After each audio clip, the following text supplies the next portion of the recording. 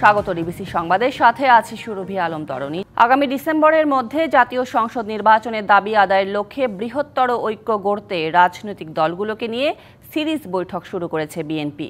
যুগপৎ আন্দোলনের শরিক দলগুলো ছাড়াও নিজেদের দাবির পক্ষে আনতে অন্যান্য সক্রিয় রাজনৈতিক দল জোটকেও ঐক্যবদ্ধ করার চেষ্টা চালিয়ে যাচ্ছে তারা। আদর্শিকভাবে সবসময় ডানপন্থীদের সঙ্গে সম্পর্ক রাখা দলটি পাল্লা ভারী করতে এখন ঘনিষ্ঠতা বাড়াচ্ছে বামদের সঙ্গেও। তাদের এই উদ্যোগকে রাজনীতিতে নতুন মেরুকরণ বলে মনে করছেন বিশ্লেষকরা। সংবিধান ও রাষ্ট্র ব্যবস্থার সংস্কার এবং অর্থনৈতিক মুক্তির লক্ষ্যকে সামনে রেখে 2023 সালে 13 জুলাই বিএনপি ঘোষণা করে 31 দফা। তার এক বছর পর গত বছরের 5 আগস্ট আওয়ামী লীগ সরকারের পতনের মধ্য দিয়ে রাষ্ট্র ক্ষমতার পট পরিবর্তন হয়, গঠন হয় অন্তর্বর্তীকালীন সরকার। সেই সরকার এরই মধ্যে রাষ্ট্র সংস্কারে বিভিন্ন কমিশন গঠন করে মতামত নিচ্ছে দলগুলোর। এ নিয়ে রাজনৈতিক দলগুলোর মধ্যে দেখা দিয়েছে নানা প্রশ্ন, বিতর্ক ও মতানৈক্য। দীর্ঘদিনের সঙ্গে জামায়াতে ইসলামীর সঙ্গেও বিএনপির দূরত্ব বেড়েছে এ বিষয়ে। অনেকে মনে করছেন বিএনপি চাইছে নতুন সঙ্গী বাড়াতে। আওয়ামী লীগের নেতৃত্বাধীন জোটের বাইরে থাকা দল, বিশেষ করে বামদের সঙ্গে ইতিপূর্বে পর্দার আড়ালে যোগাযোগ রাখলেও এবার প্রকাশ্যে ধারাবাহিক বৈঠক করে চলেছে দলটির নেতারা। সম্প্রতি রাজধানীর একটি হোটেলে বাম জোটের নেতাদের সঙ্গে রুদ্ধদ্বার বৈঠক করেছে বিএনপি নেতারা। এ বিষয়ে বিএনপির স্থায়ী কমিটির সদস্য ইকবাল হাসান মাহমুদ টুকু জানান, জাতীয় নির্বাচন দরকার। এই প্রশ্নে দেশের সব রাজনৈতিক দলই ঐক্যমত্য প্রকাশ করেছে। নির্বাচন যত ডিলে হবে, যত প্রলম্বিত হবে, তত দেশের সমস্যা বাড়বে। সেই জন্যই আমরা এরটা চিন্তা করে আমরা বিভিন্ন রাজনৈতিক দলের সাথে বৈঠক করছি এবং সেই অংশ হিসাবেই সিপিবি বাসদের সাথে বৈঠক করেছি, তাদের সাথে আলোচনা করেছি, তারাও আমাদের সাথে একমত হয়েছে। আর বাসদের নেতারা বলছেন তারা নির্বাচন নিয়ে আলোচনা করেছেন, জোট নিয়ে ভাবছেন না। এখন নির্বাচনে কোনো জোটের আলোচনা হয়নি এবং এই প্রসঙ্গটা এখানে ওঠেও নাই। এখানে শুধু একটাই প্রসঙ্গ এসেছিল আমাদের, যে নির্বাচনটা করবার আগে কি ধরনের সংস্কারের জন্য এবং কি ধরনের সময়, সংস্কারের নামে সময়ক্ষেপণ যেন না হয়। বিএনপির সঙ্গে বৈঠক প্রসঙ্গে সিপিবির সাধারণ সম্পাদক রুহিন হোসেন প্রিন্স মনে করেন, আদর্শিক ভিন্নতা থাকার কারণে তাদের সঙ্গে জোট হয় না, হয় কেবল ইস্যুভিত্তিক আলোচনা। তবে সাধারণভাবে এখনো আমরা মনে করি নির্বাচন ধরুন যদি আজকেই ঘোষণা দেয়, কালকেই আমরা আমাদের বাম গণতান্ত্রিক জোট এবং যারা বিকল্প শক্তি সমাবেশ ঘটাতে চায় নীতিনিষ্ঠ অবস্থান থেকে, তাদেরকে নিয়েই আমরা সকল আসনে প্রার্থী দিয়েই নির্বাচনে অংশগ্রহণ করব বলে এখনো পর্যন্ত আমাদের সিদ্ধান্ত, এবং এটাই আমাদের মূল কথা। রাজনৈতিক বিশ্লেষক কাজী মোহাম্মদ মাহবুবুর রহমান মনে করেন, কোনো বাম দলেরই ক্ষমতায় যাওয়ার রোডম্যাপ নেই, ফলে তাদের নেতাকর্মীদের অনেকে আওয়ামী লীগ কিংবা বিএনপিতে যোগ দেন। বাম বা ডান যে দলগুলোকে বলেন যারা সরকার গঠন করতে পারবে না বা সরকার গঠন করার ক্ষেত্রে বড় দলগুলোকে সেভাবে সুবিধা দিতে পারবে না ভোটের হিসাবে, কিন্তু তারা একটা সুবিধা দিতে পারবে, সেটা হলো বাংলাদেশের সুশীল সমাজের ক্ষেত্রে সুবিধা দিতে পারবে, রাজধানীর যে রাজনীতি সেক্ষেত্রে সুবিধা দিতে পারবে, প্রশাসনিক যে বিষয়গুলো আছে সেখানে সুবিধা দিতে, অথবা আপনি তো এটুকু বলতে পারেন যে রাজনৈতিক দল ভারীটা অন্তত হলো সার। নিজেদের দাবির পক্ষে দল ভারী করতে বিভিন্ন রাজনৈতিক দলের সঙ্গে বৈঠকের অংশ হিসাবে বুধবার গণফোরামের সাথেও বৈঠক করেছে বিএনপি। নুপুর মাহমুদ, ডিবিসি নিউজ, ঢাকা। যে কোনো মূল্যে দেশে গণতন্ত্র ও ভোটের অধিকার প্রতিষ্ঠা করতে হবে বলে মন্তব্য করেছেন বিএনপির ভারপ্রাপ্ত চেয়ারম্যান তারেক রহমান। প্রধানমন্ত্রী ও রাষ্ট্রপতির ক্ষমতায়ন নিয়ে বিভিন্ন রাজনৈতিক দলের সংস্কার প্রস্তাবের সমালোচনা করেন তারেক রহমান। বলেন, বিগত সরকারের সময় চাপে থেকেই জনমাধ্যম সংস্কার প্রস্তাব রেখেছিল বিএনপি। বিএনপির রাষ্ট্র কাঠামো মেরামতের 31 দফা ও জনসম্পৃক্তি শীর্ষক প্রশিক্ষণ কর্মশালায় দিনাজপুর, ঠাকুরগাঁও ও পঞ্চগড় জেলায় ভার্চুয়ালি যুক্ত হয়ে প্রধান অতিথির বক্তব্যে তিনি এসব কথা বলেন। তিনি আরও বলেন, জনমানুষের চাওয়ার সাথে একটি মহলের চাওয়ার পার্থক্য রয়েছে। ঐকমত্যের ভিত্তিতে বিএনপি দেশকে এগিয়ে নিতে চায় বলেও মন্তব্য করেন তারেক রহমান। কার ক্ষমতা বাড়বে, কার ক্ষমতা কমবে, কি হবে না হবে সেটাও দিয়েছি। আমরা স্বৈরাচারের রক্তচক্ষু উপেক্ষা করে দিয়েছি। অন্য যারা দিয়েছেন তারা কোন প্রেক্ষাপটে সংস্কার প্রস্তাব নিয়ে এসেছেন, কিভাবে দিচ্ছেন, এটি বিচারের দায় আপনাদের উপর আমি ছেড়ে দিচ্ছি। একটি মহলের চাওয়ার অমিল রয়েছে, একটি মহলের কাছে অন্য কিছু গুরুত্বপূর্ণ। জাতীয় ঐকমত্য কমিশনের সংস্কারের দিকে তাকিয়ে থাকবে না নির্বাচন কমিশন। নিজেদের ক্ষমতার মধ্যে যা যা আছে তা নিয়েই ভোটের প্রস্তুতি নিচ্ছে ইসি। বৃহস্পতিবার নির্বাচন ভবনে বাংলাদেশে নিযুক্ত অস্ট্রেলিয়ার রাষ্ট্রদূত সুসান রাইলিথার সঙ্গে সাক্ষাৎ শেষে সাংবাদিকদের এসব কথা বলেন প্রধান নির্বাচন কমিশনার এএমএম নাসির উদ্দিন। বলেন, সুষ্ঠু ও অংশগ্রহণমূলক নির্বাচন আশা করে অস্ট্রেলিয়া। ভোটের তালিকা হালনাগাদ সহ আন্তর্জাতিক পর্যবেক্ষকদের নিয়েও আলোচনার কথা জানান সিইসি। তিনি বলেন, রাজনৈতিক বিষয়ে উদ্যোগ নেবে ঐকমত্য কমিশন, সে নিয়ে কথা বলতে চায় না ইসি। তবে ভোটের প্রস্তুতিতে নির্বাচনের আগে যা যা করা দরকার নিজেদের ক্ষমতা বলে সেসব কাজ সম্পূর্ণ করছে ইসি। নাসির উদ্দিন বলেন, নির্বাচনের লক্ষ্যে নির্বাচন কমিশনের কেনাকাটার কাজ শুরু হয়েছে। এছাড়া সীমানা নির্ধারণে আইন পরিবর্তন দরকার। আইন মন্ত্রণালয় থেকে ভেটিং হয়ে এলে কাজ শুরু হবে।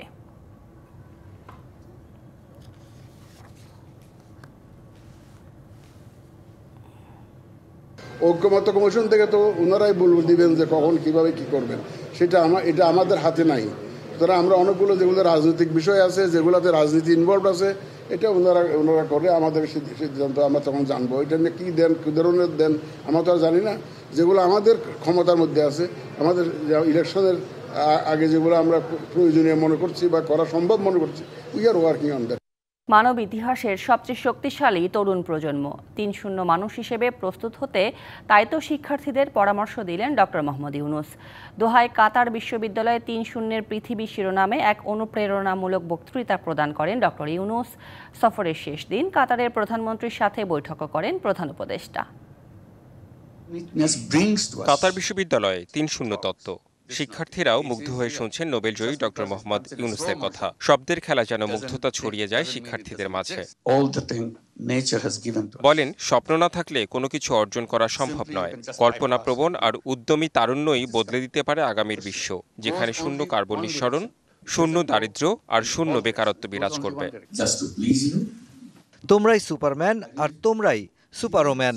এমন কিছু করো না যা ধন সম্পদের কেন্দ্রীকরণে অবদান রাখে, বরং কল্পনা করো এবং স্বপ্ন দেখো এমন একটি নতুন পৃথিবী গড়ার, যেখানে আত্মবিধ্বংসী পদ্ধতির কোনো স্থান নেই। অধ্যাপক ইউনূস শিক্ষার্থীদের বলেন, এমন কিছু না করতে যা ধন সম্পদের কেন্দ্রীকরণে অবদান রাখে। স্বপ্ন দেখান নতুন পৃথিবী গড়ার। গন্তব্যে পৌঁছানোর চেষ্টা চালিয়ে যেতে হবে, কিন্তু তোমাকে অবশ্যই স্বপ্ন দেখতে হবে, কল্পনা করতে হবে। যদি তুমি কল্পনা করো, সেটা তোমাকে সাহায্য করবে। কল্পনাকে অবহেলা করো না।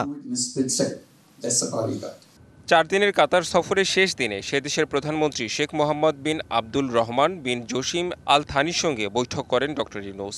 এ সময় দুই দেশের সম্পর্ক ও বাণিজ্য এগিয়ে নিতে কথা বলেন দুই নেতা। নতুন বাংলাদেশ করতে পূর্ণ সমর্থনের কথা জানান কাতারের প্রধানমন্ত্রী। এছাড়াও বাংলাদেশে বিনিয়োগের জন্য কাতারের বিনিয়োগকারীদের আহ্বান জানিয়েছেন প্রধান উপদেষ্টা ডক্টর ইউনূস। এই জন্য একটি বিশেষ অর্থনৈতিক অঞ্চল গড়ে তোলার ঘোষণা দিয়েছেন তিনি। Redwan Ahmed, DBC news, Dhaka. এক দফার আন্দোলনে বিজয়ী হলেন খুলনা প্রকৌশল ও প্রযুক্তি বিশ্ববিদ্যালয় কুয়েটের শিক্ষার্থীরা। তাদের তোপের মুখে পদত্যাগে বাধ্য হলেন উপাচার্য মোহাম্মদ মাসুদ। পদত্যাগ করেছেন উপাচার্য এসকে শরীফুল আলমও। কোনো বিশ্ববিদ্যালয়ে যদি স্বৈরাচার আবারও মাথা চাড়া দিয়ে ওঠে, তা প্রতিরোধের ঘোষণাও দিয়েছেন শিক্ষার্থীরা। এদিকে অব্যাহতি দেওয়ার পদক্ষেপকে ন্যায় বিচারের পরাজয় আখ্যা দিয়েছেন শিক্ষক সমিতি। উপাচার্যের পদত্যাগের এক দফা নিয়ে আন্দোলনে নেমেছিলেন কুয়েটের শিক্ষার্থীরা। আন্দোলনকারীদের একাংশ বসেছিলেন আমরণ অনশনে। এই কর্মসূচির সঙ্গে সংহতি জানিয়ে অনশন ও বিক্ষোভ চলে ঢাকা, রাজশাহী, চট্টগ্রাম সহ বিভিন্ন বিশ্ববিদ্যালয়ে। ভেতরে বাইরে অনেক নাটকীয়তার পর শিক্ষা মন্ত্রণালয়ে পদত্যাগপত্র জমা দেন উপাচার্য মোহাম্মদ মাসুদ। পদত্যাগ করেছেন উপাচার্য এসকে শরীফুল আলমও। ভিসি প্রভিসির পদত্যাগের প্রক্রিয়া শুরু হয়েছিল বুধবার রাতেই। খবর পেয়ে ৫৮ ঘন্টার অনশন ভেঙে ক্যাম্পাসে উল্লাস করেন আন্দোলনকারীরা। আনন্দের সেই রেশ কাটেনি। বৃহস্পতিবার বিকেলে মিছিল বের হয় ক্যাম্পাসে। আন্দোলনকারীরা বলছেন, আগামী দিনেও কোনো বিশ্ববিদ্যালয়ে যদি স্বৈরাচার আবার মাথাচাড়া দিয়ে ওঠে, শিক্ষার্থীরা প্রতিরোধ করবে। আমরা যে কাজটা করেছি, প্রতিটা বিশ্ববিদ্যালয় প্রতিটা স্বৈরাচারের বিরুদ্ধে ইনশাআল্লাহ সবসময় এরকম সজাগ থাকবে। যে ভিসি ছাত্রদের পালস বুঝবে, যে ভিসি আমাদের রাজনীতি মুক্ত ক্যাম্পাসে রাজনীতি আনার চেষ্টা করবে না, এমন ভিসি আমরা চাই। আমরা এমন একটি ক্যাম্পাস চাচ্ছি যেখানে হচ্ছে এরকমভাবে আর কেউ কখনো বহিরাগত হোক বা ভিতরের হোক, কেউ কখনো হামলা মামলা এসবের কখনো আর শিকার হবে না। ভিসি প্রভিসিকে অব্যাহতি দেওয়ার পদক্ষেপকে ন্যায় বিচারের পরাজয় বলছে শিক্ষক সমিতি। সুষ্ঠু তদন্ত ছাড়া চাপের মুখে ভাইস চ্যান্সেলর ও প্রো ভাইস চ্যান্সেলরের অব্যাহতি সিদ্ধান্তে মূলত ন্যায় বিচারের পরাজয় হয়েছে। জুলাই গণঅভ্যুত্থানের দীর্ঘ 8 মাস পরেও যদি শিক্ষা প্রতিষ্ঠানে এহেন কার্যক্রম চলতে থাকে, তা শুধু বিশ্ববিদ্যালয় নয়, সমগ্র বাংলাদেশের রাষ্ট্রীয় শৃঙ্খলা ভেঙে ফেলতে পারে জানিয়ে শিক্ষক সমিতি উদ্বেগ প্রকাশ করছে। 18 ফেব্রুয়ারি কুয়েটে ছাত্র রাজনীতি বন্ধের দাবিকে কেন্দ্র করে সংঘর্ষের ঘটনায় শতাধিক শিক্ষার্থী আহত হন। ঘটনার জেরে 37 শিক্ষার্থীকে বহিষ্কারও করা হয়েছিল। এর প্রতিবাদে এক দফার আন্দোলনে নামেন কুয়েট শিক্ষার্থীরা। DBC news desk. হত্যার উদ্দেশ্যে নয়, বন্ধুর ডাকে সাড়া দিয়ে মারামারির এক পর্যায়ে ছুরিকাঘাতে মারা যান প্রাইম এশিয়া ইউনিভার্সিটির শিক্ষার্থী পারভেজ। এমন স্বীকারোক্তি গাইবান্ধা থেকে গ্রেপ্তার হওয়া আসামি মেহরাজ ইসলামের। বৃহস্পতিবার বিকেলে সংবাদ সম্মেলনে র্যাব 1-এর অধিনায়ক লেফটেন্যান্ট কর্নেল জাহিদুল করিম জানান, প্রাথমিকভাবে হত্যার ঘটনায় জড়িত থাকার বিষয়টি স্বীকার করেছেন মেহরাজ। তবে পারভেজ হত্যার মূল কারণ জানা যাবে বাকি আসামিদের গ্রেপ্তারের পর। এই ঘটনায় সংশ্লিষ্ট 2 ছাত্রীকে আটকে অভিযান চালাচ্ছে র্যাব। আজকে আমরা যে 1 নম্বর আসামি এজার নামীয় মেহরাজ, তাকেও আমরা বনের হাতে হ্যান্ডওভার করব এবং পরবর্তী কার্যক্রমের জন্য কার্যক্রম চলমান রবে। একই সাথে বাকি যে সকল এজার নামীয় আসামি রয়েছে তাদেরকেও গ্রেপ্তার করার জন্য আমাদের অভিযান চলমান। আমরা আশা করছি অতি দ্রুত আরও কয়েকজনকে আমরা আটক করতে সমর্থ হব। কক্সবাজার মহেশখালী নৌ রুটে প্রথমবারের মতো সি ট্রাক চালুর মধ্য দিয়ে সূচনা হলো নিরাপদ ও আধুনিক যোগাযোগ ব্যবস্থার। এখন থেকে উত্তাল সাগর ও দুর্যোগপূর্ণ আবহাওয়াতেও যাতায়াত করা যাবে। দুর্ভোগ দূর হওয়ায় উচ্ছ্বসিত দ্বীপ উপজেলাটির বাসিন্দারা। এই কার্যক্রম অব্যাহত থাকলে স্থানীয় পর্যটন শিল্প বিকাশের পাশাপাশি অর্থনীতিকে করবে গতিশীল। কক্সবাজারের পাহাড়ি দ্বীপ মহেশখালীর বাসিন্দাদের দীর্ঘদিনের দাবি ছিল কক্সবাজার মহেশখালী নৌরুটে সি ট্রাক চালুর। অবশেষে পরীক্ষামূলক চলাচলে সফলতার পর বৃহস্পতিবার আনুষ্ঠানিকভাবে সি ট্রাকের উদ্বোধন করেন নৌপরিবহন উপদেষ্টা। সি ট্রাক চালুর মাধ্যমে সারা বছর ঝুঁকিহীন ও নিরাপদ যাতায়াতের সুবিধা পাবেন মহেশখালীবাসী ও পর্যটকরা। তাই উচ্ছ্বসিত দ্বীপের বাসিন্দারা।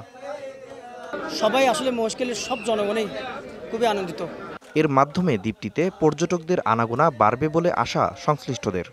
পর্যাপ্ত এবং নিরাপদ যান না থাকার, নৌযান না থাকার কারণে অনেকে অনীহা প্রকাশ করে। কক্সবাজার মহেশখালীর পর্যটনের ব্যাপকতা বাড়ল। সি ট্রাকটি উদ্বোধনের পর কক্সবাজার থেকে মহেশখালী যান নৌপরিবহন উপদেষ্টা। সাথে ছিলেন লেখক ডক্টর সলিমুল্লাহ খান। আমি এখানে কৃতিত্বের পক্ষপাতী নই, জনগণের কৃতিত্ব। মহেশখালীর মানুষের এটা দীর্ঘদিনের দাবি ছিল, এটা পূরণ হয়েছে। মহেশখালীতে যদি আধুনিক যোগাযোগ ব্যবস্থা থাকতো, লোকে কেউ মহেশখালীর হোটেলে থাকতো, কেউ কক্সবাজার হোটেলে থাকতো। এই নৌরুটে আরও একটি বড় সি ট্রাক দেওয়ার আশ্বাস দেন উপদেষ্টা। আমি যদি এখান থেকে এখানে যেতে না পারি, নদী ক্রস করতে না পারি আর্থিক অঞ্চলে, আমি ওখানকে মেট্রোল দিই। কারণ আমরা একটা চিন্তা ভাবনা করছি গুন্দবে একটা স্থলবন্দর করার। প্রতিদিন 3 বার করে চলাচল করবে 250 যাত্রী ধারণ ক্ষমতার সি ট্রাকটি। DBC news desk. সংবাদে এই ছিল এখনকার মতো। ডিবিসি নিউজের সংবাদগুলো পড়তে ভিজিট করুন dbcnews.tv আর ভিজিট করুন ডিবিসি নিউজের ফেসবুক পেজ এবং ইউটিউব চ্যানেল। সঙ্গে থাকুন।